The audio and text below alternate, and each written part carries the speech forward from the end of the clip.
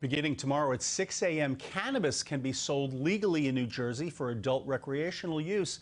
Cannabis is a controlled form of marijuana that's regulated by the state. Adults 21 and older will be able to purchase products at licensed facilities like this one in southern New Jersey. Medical marijuana has been available for purchase since 2012. In 2020, New Jersey residents voted to amend the state's constitution to allow the legal sale of marijuana. Governor Phil Murphy, who made legalization a campaign issue, says it's about time. I'm relieved we're finally there, almost there. I'm trying to figure out exactly how I'm going to acknowledge the day, but it's a huge step in the right direction. It's not the only step, but it's a huge step on that journey toward, at long last, getting equity back into the reality and doing the right thing by social justice. Now, 13 state-approved dispensaries are now gearing up to meet the expected high demand. And someone else who's gearing up is Joe Bayern. He's joining me now, the CEO of Curaleaf. It's one of 7 companies approved to sell cannabis products in New Jersey. They operate 126 dispensaries in 23 states and grow cannabis at 26 cultivation sites. Welcome, Joe. We've got a lot of questions for you. I know you're busy because you got to get going tomorrow, but it's taken years to get to this point. You think your company's ready right now? Yeah, we've been working on this since November of 2020 when the referendum passed, and we're ready to go. We've hired hundreds of extra people. We've opened 2 dispensaries in New Jersey since that time, and we've got our vaults full of cannabis ready for consumers in New Jersey. Yeah, we expect you're going to have an onslaught. And what are some of the regulations that you're required to follow? Well, as you know, there are many regulations in cannabis, stringent testing regulations, labeling regulations, marketing regulations, and we've been operating in New Jersey for years, so we're very familiar with many of those regulations. There are a couple of new labeling requirements for adult use, but by and large, you know, we've been operating successfully for years in New Jersey. We're the largest operator there, and operating, as you said, in 23 different states. So we're prepared to make sure that the market opens up and it's ready for adult use. And Joe, you've been doing this a long time, so you know that it's taken a long time to get here to approve recreational marijuana use. What do you say to people who, and you know they're out there, have a lot of concerns about sales starting in New Jersey for a lot of reasons? Yeah, I think it's really just about education and educating consumers about the potential usage of cannabis. Obviously, it's been available on the medical side for many years now, but basically the same needs are being met on the recreational side. They're just not being done through legal channels. So we're very excited about bringing high quality, tested, legal cannabis to the marketplace because people are consuming cannabis already. They're just not doing it in a safe environment. So I think it's obviously a lot of education about the usage of cannabis and understanding that it's already happening. And now we have the ability for a legal pathway, which creates hundreds of, if not thousands of jobs in New Jersey and hundreds of millions of dollars of tax revenue that could go to programs to help the state. Now, Joe, most people have not been in a dispensary. I did a story there, and I got to tell you, it's quite an experience. It's a little overwhelming. What is the customer experience like? What do people tell you?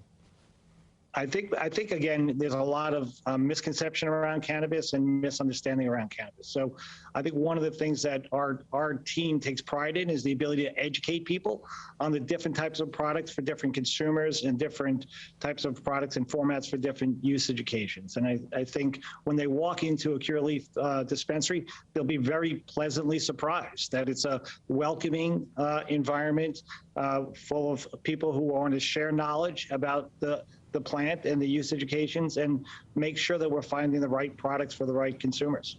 You know, a lot of people are wondering because obviously there is a black market out there. People are doing pot, and that's part of the reason why they legalized it, in a sense that you're losing that taxpayer money, et cetera. But how much of the sale do you expect to be first-time buyers? Are people going to say, oh, gee, first-time buyers, meaning I'm going to be trying this out now? I think it's going to be a good number of people coming in for a number of reasons. First, there's a lot of excitement around adult use cannabis in New Jersey, so people want to see what all the excitement is about. But on the second point, I think people want to just understand more about how it might fit into their daily lifestyle, how it could fit into their health and wellness regimen. And the best way to do that is come in and ask some questions. And it doesn't mean you have to buy anything. If you just want to come in and ask questions, learn a little bit more about whether it's right for you, that's all part of the experience. And so I think we'll get a good number of existing consumers coming in, but I think we'll also get some first-time buyers curious about the experience.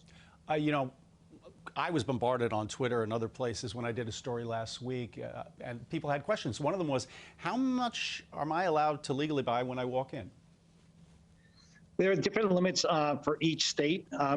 There are little limits for each state, but usually it's about 100 milligram per package that you could buy.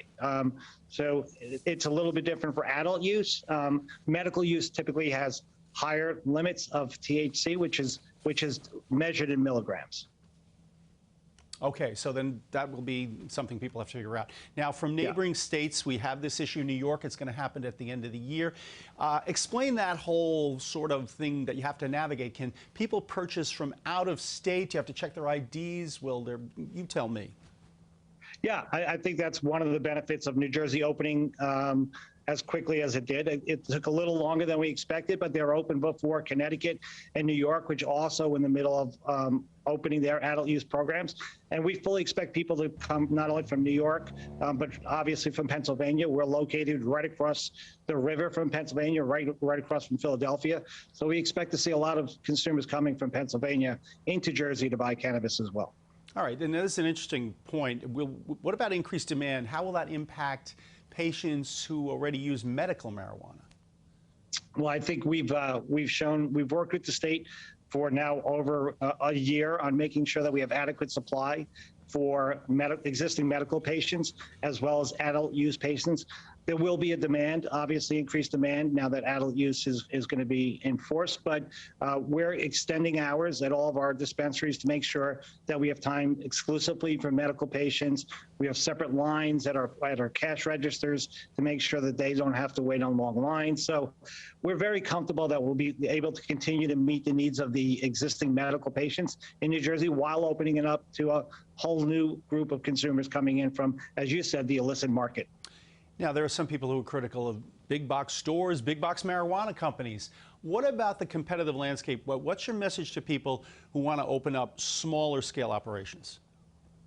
We're very enthusiastic about working with people to help open up, smaller entrepreneurial operations. As a matter of fact, we've already created a partnership with 12 different entrepreneurs out of the social equity program in New Jersey to help supply agreements because we sell through our own dispensaries, but we also sell to a number of third-party dispensaries. So, we're here to obviously work through our own retail, but we're also a wholesaler. We work with a lot of small shops. As a matter of fact, across the U.S., we have 126 of our own stores, but we deal with 2,200 independent dispensaries as well. So, our education goes across both owned and third-party dispensaries. All right, Joe, there was a reason we said earlier why this wasn't approved a long time ago. That's because people have concerns. They have concerns of gummies and edible stuff that are like, wow, really, you can get these in gummies and edibles? And right away, people say, hey, that's going to attract children. What do you say to people about that? Well, obviously, coming to licensed dispensaries restricts the sale of cannabis to anybody under 21, which is something you can't say about the illicit market, right?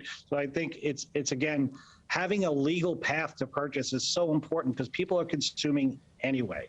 And as you said, formats other than flower are becoming more and more popular. As a matter of fact, when we see new consumers coming into the category, typically on a scale of 3 to 1, they're choosing formats other than flower. So whether it's a vape or a gummy or some kind of tincture, there are a lot of different formats that are appropriate for different people. We can now educate those people on which are the right products for you, what's the right usage, occasion and frequency. Yeah. So it's all about education and understanding that people are consuming this anyway. Now they have a legal pathway to do so. Joe, in the less than a minute of time we have left, driving high. This is an issue that's been throughout the debate over legalizing marijuana. What do you have to say about that and concerns about driving high? I think we obviously are supportive of responsible use, and that we believe can be part of the overall program in the U.S. and Jersey, as well as the rest of the U.S. We're continuing to work with regulators on how to prevent people from using and then driving. It's something we're trying to lead the industry on. Responsible use is important, and we're here to promote that. How big is this going to get, Joe? How big will this industry be? Well, we believe that the U.S. cannabis industry could be up to $100 billion over the next couple of years. It's about $25 billion today. We think New Jersey is a big part of that. There's no reason why New Jersey can't exceed $2 billion in sales over the next few years, and that generates a lot of tax revenue for the state of New Jersey and creates a lot of jobs. Joe Bayern, CEO of Curaleaf, thank you so much for joining us, and good luck tomorrow. Thank you. All right. For more information about New Jersey and marijuana laws, go to our website, cbsnewyork.com.